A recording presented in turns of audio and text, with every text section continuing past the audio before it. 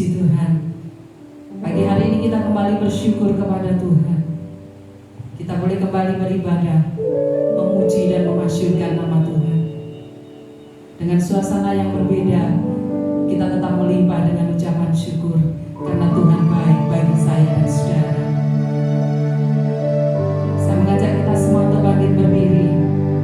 Hanya Kau Tuhan yang kuandalkan.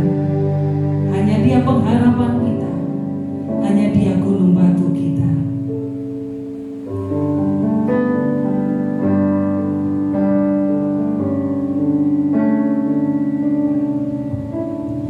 Kau Tuhan jadi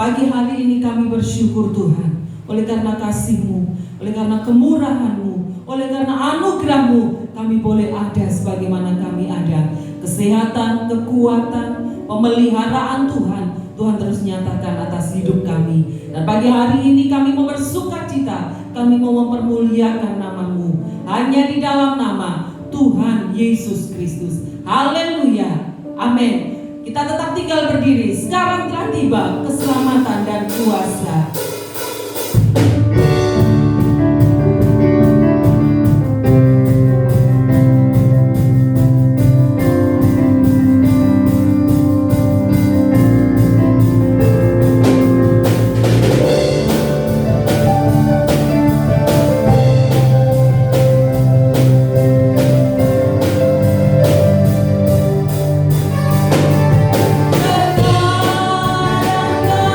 Tiba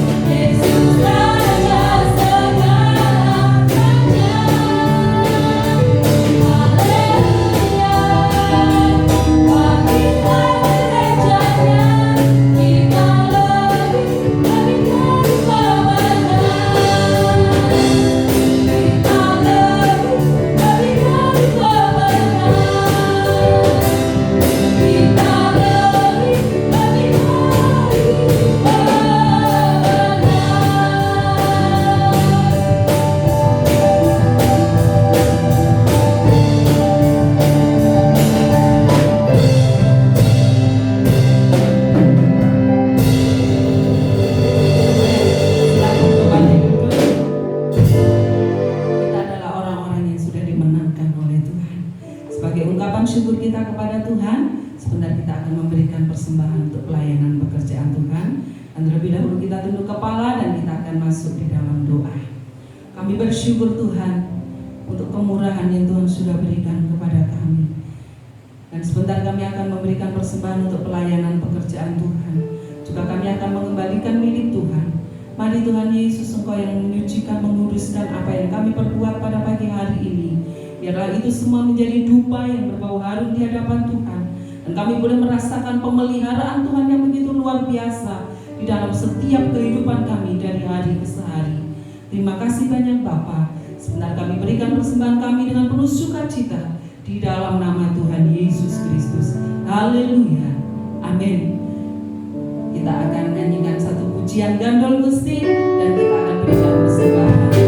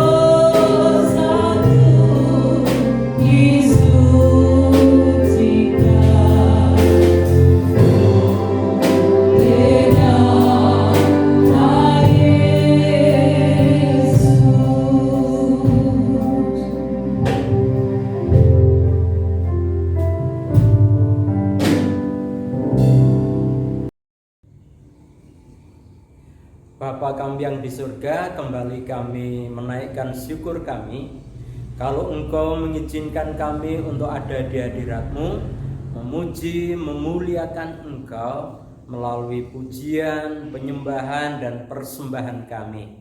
Sekarang kami akan merenungkan kebenaran firman-Mu, Engkau yang memberkati setiap kami.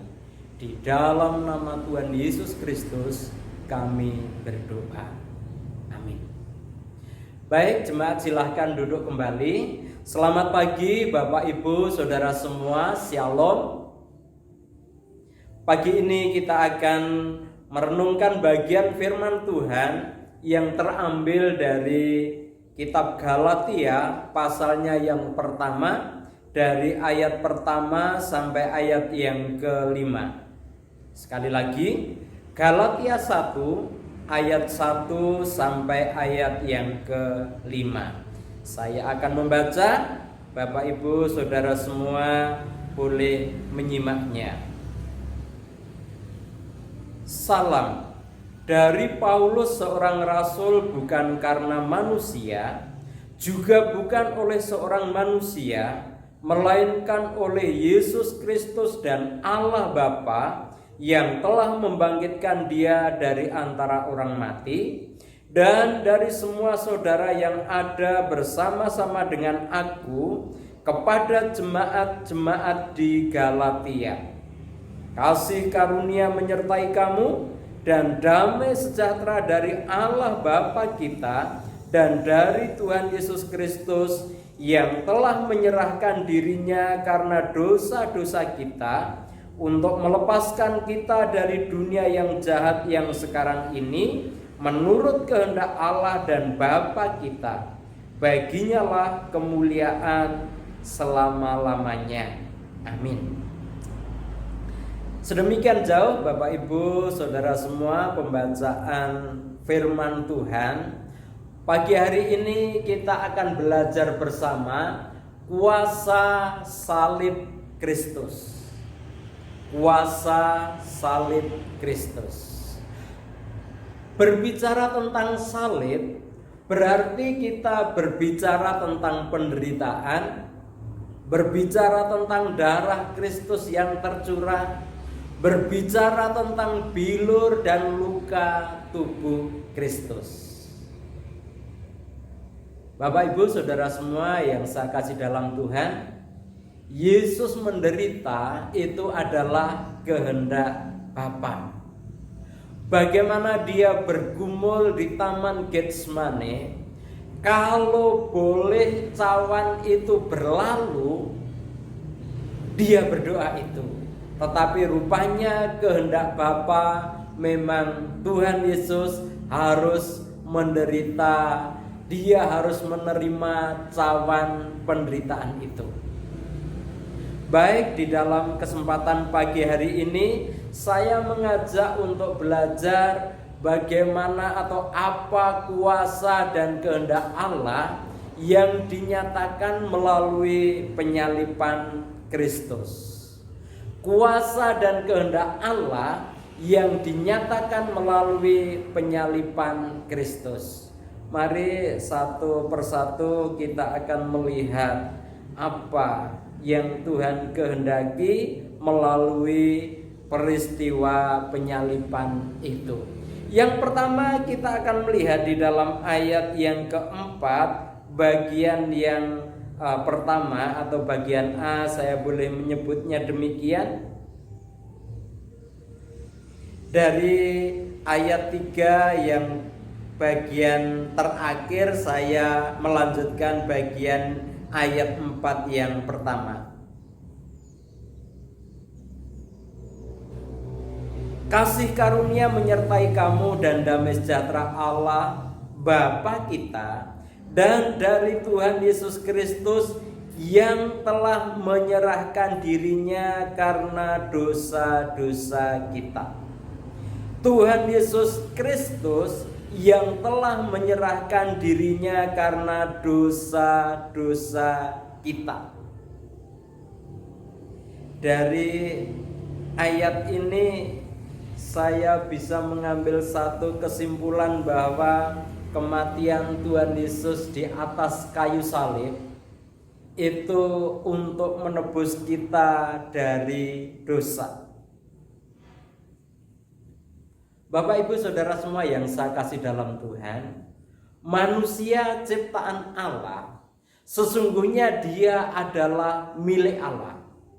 Tetapi dia keluar dari arena pemeliharaan Allah, arena kepemilikan Allah, dan saat itu dia ada di dalam penguasaan pihak lain. Nah, bagaimana manusia yang sudah ada di dalam penguasaan pihak lain itu kalau Allah ingin memilikinya kembali? Bayangkan saja Bapak Ibu Saudara mempunyai burung kesayangan. Nah, burung itu lepas dari sangkar Bapak Ibu, dan itu ditangkap orang lain. Bagaimana Bapak Ibu bisa memiliki kembali burung itu? Yaitu dengan jalan membeli kembali dari orang yang memegang burung itu, atau dengan kata lain menebusnya. Kata menebus ini di dalam Perjanjian Baru di sana dipakai kata agorazo yang artinya membeli. Apa yang sudah tergadai, apa yang sudah ada di dalam kepemilikan pihak lain, untuk bisa memilikinya kembali harus membelinya. Demikian juga ketika Tuhan Yesus mati di atas kayu salib, itu sesungguhnya untuk membeli kita kembali yang ada di dalam penguasaan pihak lain untuk menjadi milik Allah kembali. Di sini kita melihat di dalam 1 Petrus 1 ayat 18 sampai 19 demikian saya membaca, sebab kamu tahu bahwa kamu telah ditebus dari cara hidupmu yang sia-sia yang kamu warisi dari nenek moyangmu, itu bukan dengan barang yang fana, bukan pula dengan perak atau emas, melainkan dengan darah yang mahal, yaitu darah Kristus yang sama seperti darah anak domba yang tidak bernoda dan tidak bercacat. Jadi harga pembelian itu bukan dengan emas, bukan dengan perak, tetapi dengan satu tebusan yang sangat mahal, yaitu dengan darah Kristus. Jadi ketika kita katakanlah tergadai pada pihak lain untuk kita bisa menjadi milik Allah kembali, Allah sudah melakukan apa yang seharusnya dilakukan, yaitu dengan penyaliban Tuhan Yesus Kristus, darahnya yang tercurah itu untuk menebus kita dari penguasaan pihak lain, atau jelasnya ada di dalam penguasaan iblis, dan kita menjadi milik Allah oleh karena Allah sudah menebusnya. Jadi kalau kita telah ditebus, sekarang kita menjadi milik Allah, dan seharusnya juga kita menjadi keluarga Allah dan harus hidup sebagaimana kita hidup di dalam keluarga Allah. Tentunya di dalam kehidupan keluarga Allah tidak ada sesuatu yang tidak baik, semuanya baik begitu. Yang berikutnya kita akan melihat bagian yang kedua, mengapa Tuhan Yesus harus mati di atas kayu salib. Apa dan mengapa kuasa salib itu Tuhan nyatakan? Apa yang menjadi kehendaknya? Kita melihat di dalam ayat yang kelima dari pembacaan kita tadi, ayat 4 dan ayat yang kelima. Tuhan Yesus Kristus yang telah menyerahkan dirinya karena dosa-dosa kita, untuk melepaskan kita dari dunia yang jahat sekarang ini, menurut kehendak Allah dan Bapa kita, baginya lah kemuliaan selama-lamanya. Bapak Ibu Saudara semua, kita sudah ditebus, kita sudah dilepaskan dari kuasa dosa, dari cengkeraman iblis. Kemudian setelah dibebaskan, kita mau kemana? Di atas tadi dinyatakan bahwa ketika kita ditebus, kita sekarang sudah menjadi milik Allah. Namun coba mari kita akan melihat ke belakang bagaimana keadaan kita sebelum kita ditebus menjadi milik Allah kembali. Di dalam Yesaya 53 dari ayat 6 sampai ayat yang ke-10, kita sekalian sesat seperti domba, masing-masing kita mengambil jalannya sendiri, tetapi Tuhan telah menimpakan kepadanya kejahatan kita sekalian. Dia dianiaya, tetapi dia membiarkan diri ditindas dan tidak membuka mulutnya. Seperti anak domba yang dibawa ke pembantaian, seperti induk domba yang keluh di depan orang-orang yang menggunting bulunya, ia tidak membuka mulutnya.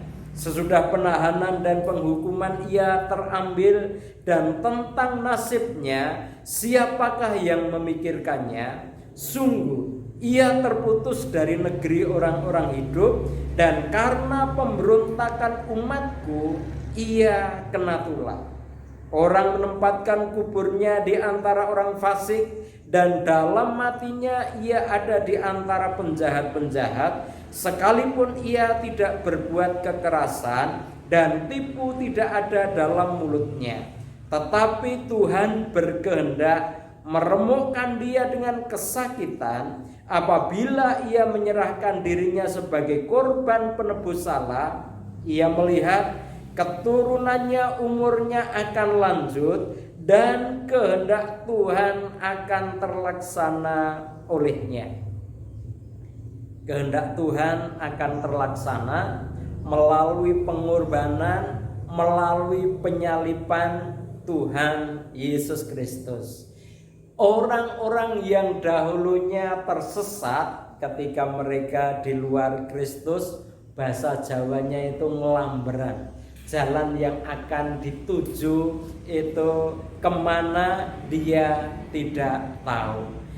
Kita juga boleh melihat apa yang ada di dalam Efesus pasal 2 ayat yang ke-12 di sana, bahwa tanpa Kristus kita tidak ada harapan. Tanpa Kristus, tanpa pengharapan. Tetapi puji Tuhan, kalau di dalam pembacaan kita tadi bahwa Tuhan Yesus Kristus mati di salib untuk menebus kita, untuk menjadikan kita anak-anak Allah. Kalau kita menjadi anak-anak Allah, berarti kita menjadi sewaris dengan Kristus. Coba kita melihat di dalam Roma 8 ayat 14 sampai ayat yang ke-17. Roma 8 ayat 14 sampai ayat yang ke-17. Demikian saya akan membacakan.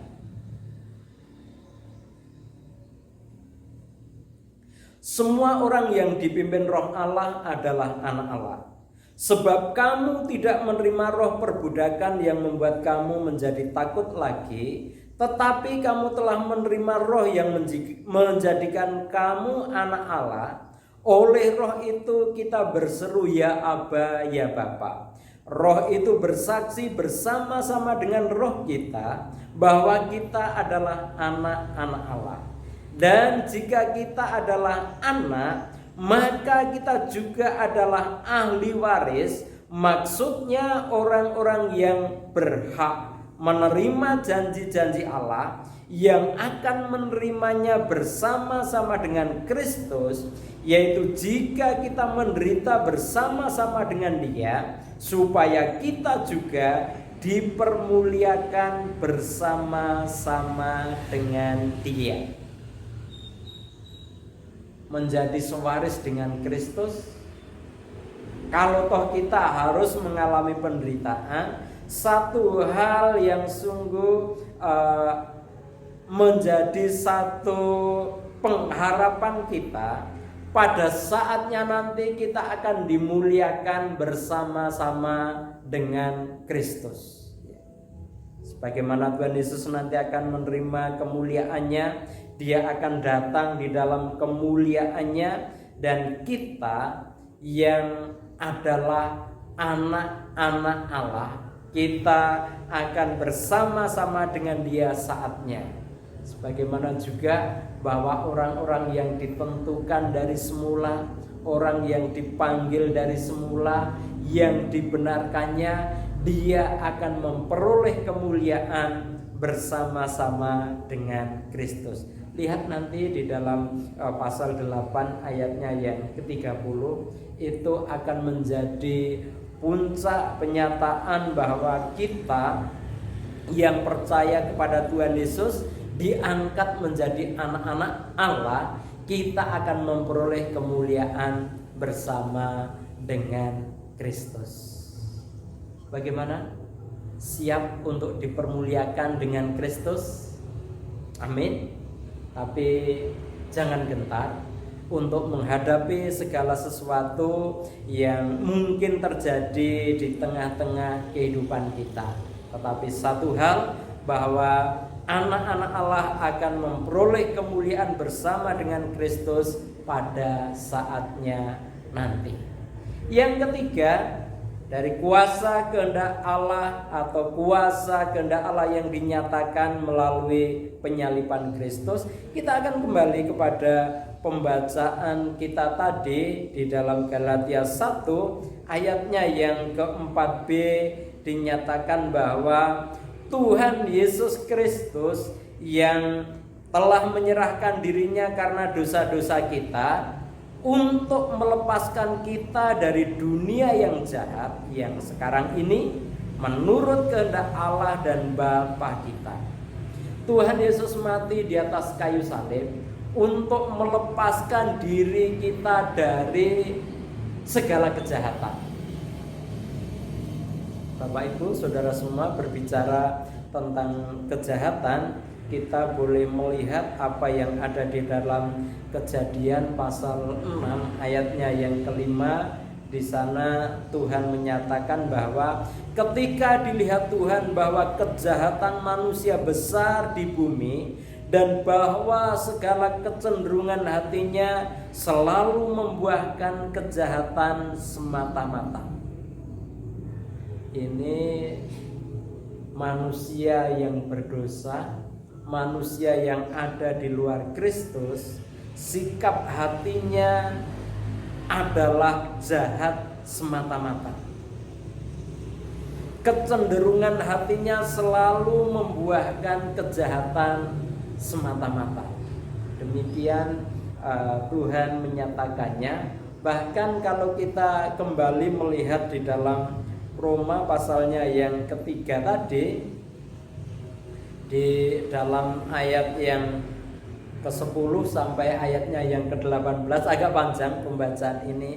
Seperti ada tertulis, tidak ada yang benar, seorang pun tidak. Tidak ada seorang pun yang berakal budi, tidak ada seorang pun yang mencari Allah. Semua orang telah menyeleweng, mereka semua tidak berguna. Tidak ada yang berbuat baik, seorang pun tidak. Kerongkongan mereka seperti kubur yang ternganga, lidah mereka merayu-rayu, bibir mereka mengandung bisa, mulut mereka penuh dengan sumpah serapah, kaki mereka cepat untuk menumpahkan darah. Keruntuhan dan kebinasaan mereka tinggalkan di jalan mereka, dan jalan damai tidak mereka kenal. Rasa takut kepada Allah tidak ada pada orang itu. Ini jati diri orang-orang yang ada di luar Kristus. Kecenderungan hatinya berbuat jahat semata-mata, dan apa yang ada di dalam kehidupannya seperti tadi yang dinyatakan di dalam Roma dari ayat 10 sampai ayatnya yang ke-18. Jadi di luar Kristus ya, seperti itulah kehidupan orang. Rasa takut kepada Allah tidak ada pada orang itu. Tetapi puji Tuhan, haleluya, karena Tuhan Yesus Kristus sudah mati di atas kayu salib dan setiap kita yang percaya kepadanya, kita dilepaskannya dari kejahatan. Kita boleh melihat juga di dalam kitab Titus, di sana pasalnya yang kedua ayat 13-14, setelah kita dibebaskan dari segala kejahatan, apa Tuhan katakan? Saya membaca, dengan menantikan penggenapan pengharapan kita yang penuh bahagia dan penyataan kemuliaan Allah yang maha besar dan Yesus juru selamat kita, Yesus Kristus, yang telah menyerahkan dirinya bagi kita untuk membebaskan kita dari segala kejahatan dan untuk menguduskan bagi dirinya suatu umat kepunyaannya sendiri yang rajin berbuat baik. Jadi ada kelanjutannya. Kita dibebaskan dari kejahatan supaya kita dikuduskan, kita dikhususkan untuk menjadi milik Allah. Dan sebagai orang yang dikuduskan, sebagai orang yang dikhususkan menjadi milik Allah, untuk apa? Untuk rajin berbuat baik. Jadi tidak begitu saja kalau kita sudah dibebaskan dari kejahatan, kita sudah ditebus, kita sudah menjadi anak Allah, kita tidak boleh ada di dalam titik nol. Dalam artian begini, lihat nanti di dalam Yakobus 4 ayat 17, di sana dikatakan bahwa barang siapa tahu berbuat baik dan dia tidak melakukan, berarti dia berdosa. Jadi kalau kita sudah ditebus, sudah dibebaskan dari kejahatan dan kita tetap ada di dalam titik nol, tidak melakukan apa-apa, berarti kita berdosa kalau menurut kacamata Yakobus 4 ayat 17. Ketika kita diselamatkan, ketika kita dibebaskan dari kejahatan, kita harus berbuat baik. Demikian yang Tuhan kehendaki bagi setiap kita. Menjadi suatu umat kepunyaannya sendiri yang rajin berbuat baik. Bukankah itu yang kita lakukan setiap saat? Bahwa kita selalu berbuat baik karena kita sudah menjadi anak-anak Allah. Anak-anak Allah perbuatannya harus baik. Umat tebusan Allah harus berbuat baik. Bahkan kita dibebaskan dari kejahatan, harus berbuat baik. Bapak, Ibu, saudara semua yang saya kasih dalam Tuhan, Allah sudah menebus dari dosa, mengangkat kita menjadi anaknya, membebaskan dari kejahatan. Kemudian apa yang akan kita lakukan? Kita boleh belajar seperti Maria Betania yang sudah dibebaskan dari segala kehidupan lamanya, kemudian dia berbuat sesuatu berkenaan dengan pengurapan Tuhan Yesus, dan banyak contoh praktis yang lainnya. Tapi satu hal, dalam kesempatan ini jangan firman Tuhan ini hanya menjadi bentuk pengetahuan bagi setiap saudara. Dari apa yang Bapak Ibu Saudara ketahui dari firman ini berkenaan dengan kuasa salib Kristus, kita harus melakukan satu aksi. Teologi tanpa teopraksi tidak ada gunanya. Pengetahuan tanpa diterapkan di dalam kehidupan itu tidak berarti. Oleh karena itu, sepulang dari sini kita akan melakukan Apa yang sudah kita ketahui harus kita praktekkan di dalam kehidupan kita setiap hari. Kita berdoa. Bapa kami yang di surga, kami bersyukur boleh belajar dari kebenaran firman-Mu, dan biarlah ini tidak hanya menjadi pengetahuan bagi kami, tetapi dari apa yang sudah kami ketahui itu akan menuntun kami untuk melakukan apa yang menjadi kehendak Tuhan. Kami menjadi pribadi-pribadi yang rajin berbuat baik sesuai dengan maksud dan kehendak Allah ketika Tuhan Yesus mati di atas kayu salib, membebaskan setiap kami, menebus kami dari dosa, mengangkat menjadi anak-anak Allah sendiri, bahkan membebaskan kami dari segala kejahatan dengan satu tujuan, untuk kita melakukan perbuatan baik. Kuatkan kami ya Tuhan, mampukan kami untuk melakukan apa yang menjadi firman-Mu. Di dalam nama Tuhan Yesus Kristus kami berdoa. Amin. Bapak Ibu Saudara semua yang saya kasih dalam Tuhan, untuk warta jemaat tidak saya sampaikan di sini, bisa dilihat saja di dalam warta jemaat. Kita akan mengakhiri seluruh rangkaian ibadah kita. Kita akan kembali bangkit berdiri bersama dengan umat Tuhan, gereja Tuhan di segala abad dan di segala tempat. Kita akan menyatakan pengakuan iman rasuli. Pengakuan iman rasuli. Aku percaya kepada Allah Bapa yang Maha Kuasa, Khalik langit dan bumi, dan kepada Yesus Kristus anaknya yang tunggal Tuhan kita, yang dikandung dari Roh Kudus, lahir dari perawan Maria, yang menderita di bawah pemerintahan Pontius Pilatus, disalibkan, mati dan dikuburkan, turun dalam kerajaan maut. Pada hari yang ketiga bangkit pula dari antara orang mati, naik ke surga, duduk di sebelah kanan Allah Bapa yang Maha Kuasa, dan akan datang kembali untuk menghakimi orang yang hidup dan yang mati. Aku percaya kepada Roh Kudus, gereja yang kudus dan am, persekutuan orang kudus, pengampunan dosa, kebangkitan tubuh, dan hidup yang kekal. Amin. Kita bersatu di dalam doa. Kita akan mengakhiri seluruh rangkaian ibadah kita. Bapa kami yang di surga, sekali lagi kami mengucap syukur kalau Engkau berkenan kami temui di dalam ibadah pagi hari ini. Kiranya Engkau berkenan menerima pujian, penyembahan kami, persembahan kami, bahkan Engkau akan memeteraikan firman-Mu di dalam kehidupan kami, sehingga kami boleh menjadi pelaku-pelaku firman-Mu, sehingga kami berbahagia oleh karenanya. Terima kasih Tuhan. Sebentar kami akan undur dari tempat ini. Kami akan kembali di dalam kehidupan kami masing-masing.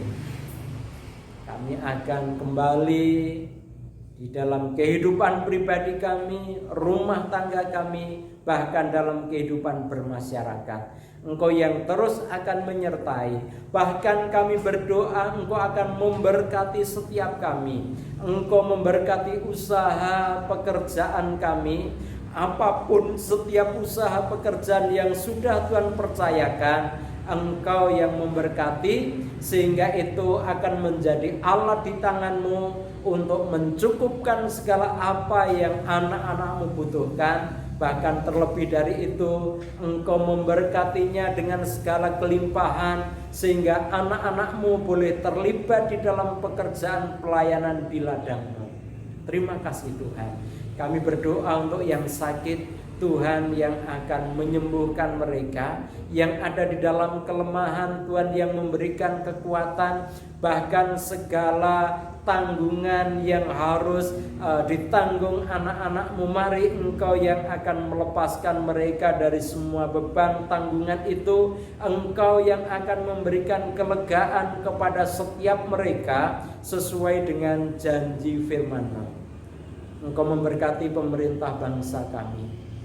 Kami berdoa untuk pandemi COVID-19 yang melanda dunia Tuhan. Kami sungguh memohon di hadirat-Mu, Engkau yang akan segera menghentikan penyebaran virus ini, sehingga kami semua ada di dalam keadaan sehat.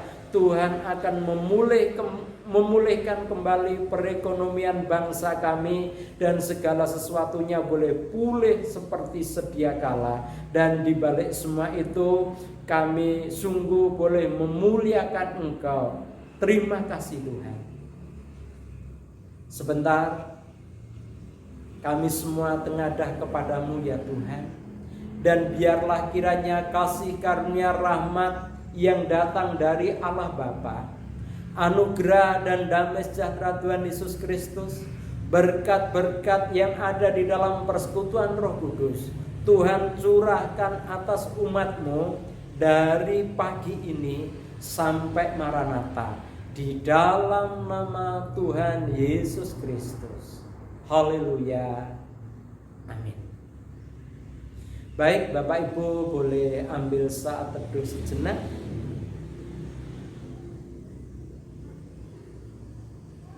Sekian ibadah, selamat hari Minggu, Tuhan memberkati.